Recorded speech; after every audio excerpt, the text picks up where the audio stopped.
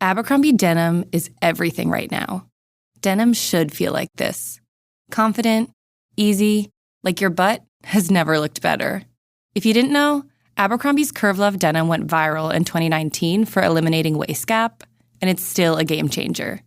Between that and their classic fits with a straighter line from waist to hip, the perfect denim does exist. Shop Abercrombie denim in the app, online, and in store. It's summer. Time to enjoy long days, lazy nights, and great food. Because Uber Eats has deals all summer long. So, when hunger strikes, don't sweat it. Delicious deals are just a tap away on Uber Eats. Enjoy all your favorite grocery items delivered straight to you.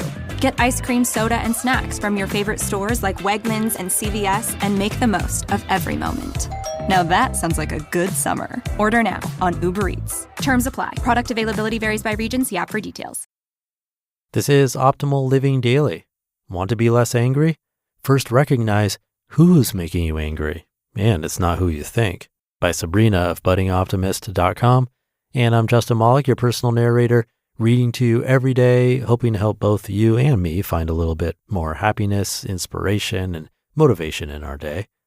So with that, let's get right to our next article and continue optimizing your life. Want to be less angry?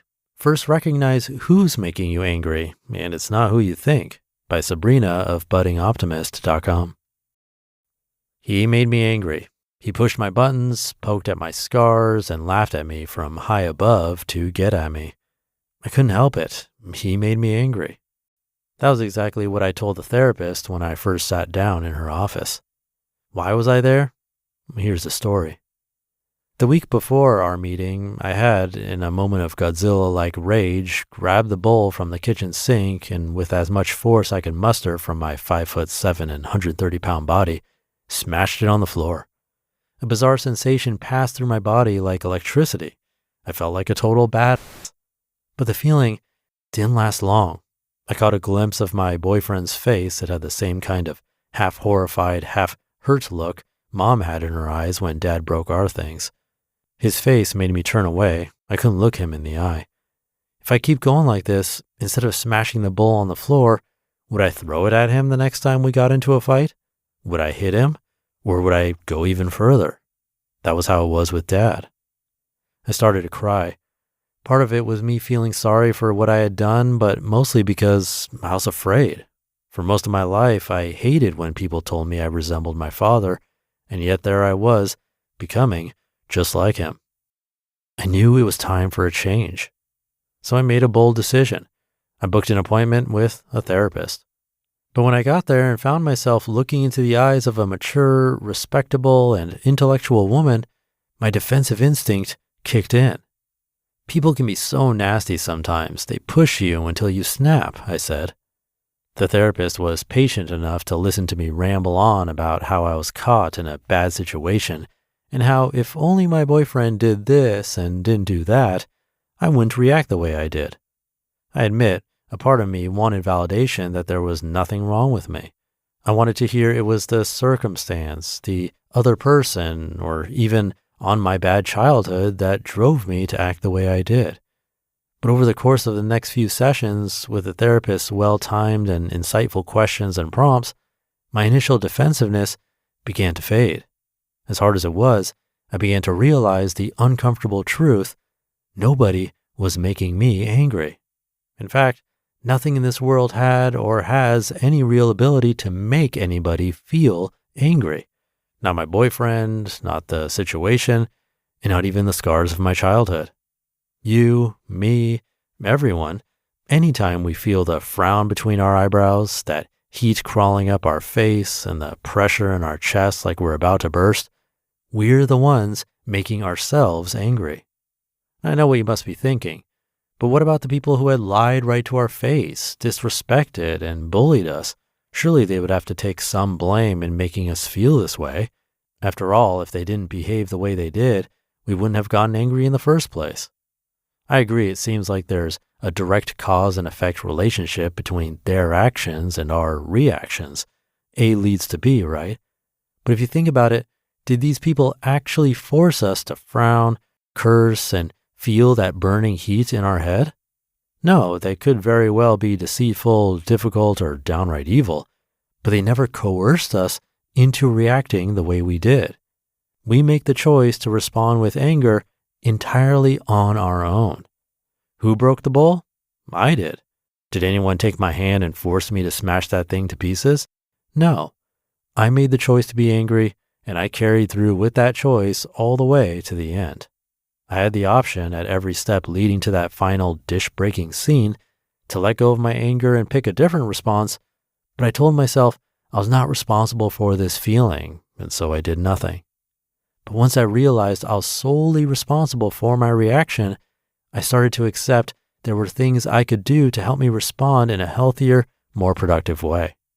The first thing I learned was how to recognize the physical signs of anger. You ever find yourself, after you've calmed down from a sudden bout of anger, scratch your head and wonder how you got so mad? That's because when we're angry, our brain is on fire with stress hormones that suppress our logic and judgment. We lose awareness of ourselves, our thoughts, our words, and actions. The key to diminishing that what just happened confusion is to recognize the physical signs of anger early on and stay aware of how you feel the whole time. Common physical signs of anger include chest tightness, shortness of breath, hot sensation in the head, clenched jaws, increased heart rate, and upset stomach. Now, whenever I notice any of these signs, I'd make a mental note that I was starting to feel angry. This simple act of acknowledging the presence of anger helps me stay conscious of my words and actions. Next, I practice different ways of releasing anger before it builds up. Before I say or do anything else, I make sure I take some deep breaths and count to 10, sometimes 60 depending on how intense the physical symptoms are. This practice helps me think more clearly. It also buys some time for anger-inducing chemicals in my brain to cool down. If this strategy doesn't work, I try to remove myself from the situation before I say or do something I might regret. Often I'd go somewhere quiet and practice one of those instant relaxation techniques. Hey, there's nothing wrong with walking away from a highly stressful environment until you're more prepared to handle it calmly. And finally, I learned how to recognize my anger triggers and plan my responses in advance. Psychologist Daniel Gilbert believes the ability to imagine future events before they happen is the greatest thing that separates humans from other animals, and we can use that ability to our advantage when it comes to managing anger response. When I became more aware of the physical symptoms of anger, I also learned to identify when I'm more likely to experience these symptoms.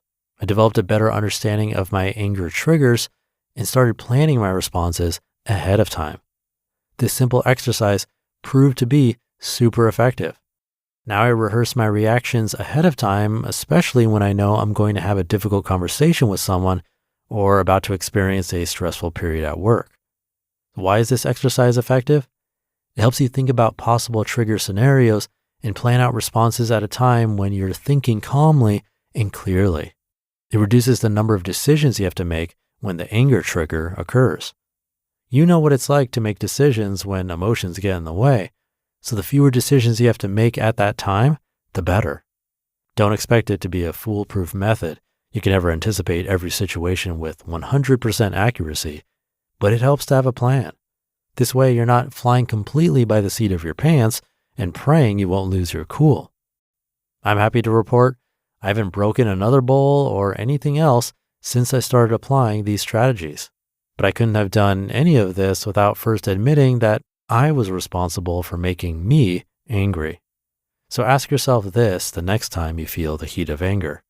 Who's really making you angry? You just listened to the post titled, Want to Be Less Angry? First recognize who's making you angry, and it's not who you think, by Sabrina of buddingoptimist.com, and I'll be right back with my commentary.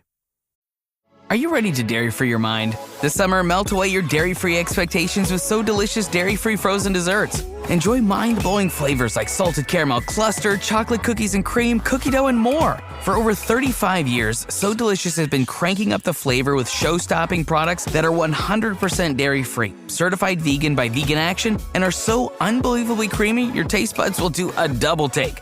Dairy Free Your Mind. Visit SoDeliciousDairyFree.com. On WhatsApp, no one can see or hear your personal messages. Whether it's a voice call, message, or sending a password. To WhatsApp, it's all just this. So whether you're sharing the streaming password in the family chat or trading those late-night voice messages that could basically become a podcast, your personal messages stay between you, your friends, and your family. No one else. Not even us. WhatsApp. Message privately with everyone. Thank you to Sabrina. It's a great reminder. One of the biggest lessons in the thousands of articles I've read on this podcast is probably best summed up by Seneca. We suffer more in imagination than in reality. In other words, our problems are inside. Now, from lots of meditation, what we start to see is there's a tiny gap, a little bit of space between what happens to us and how we choose to react to it. Normally, that gap is so small it feels instantaneous. Someone cuts you off in traffic and then boom, you're angry. Or you get a frustrating email and instantly you're defensive. Feels like there's no choice involved. But what practices like mindfulness or the steps Sabrina mentioned, like noticing the physical signs and taking a deep breath, what those do is they help make that gap just a little bit wider. They give you a split second to see the anger coming. And in that space, you see that you have a choice. You can see the anger, acknowledge it, and then decide if you really want to go down that road. There's another quote that sums it up perfectly from Eckhart Tolle. The primary cause of unhappiness is never the situation, but your thoughts about it. That should do it for today. Thank you for being here. Have a great rest of your day, and I'll be back tomorrow with another post and where your optimal life awaits.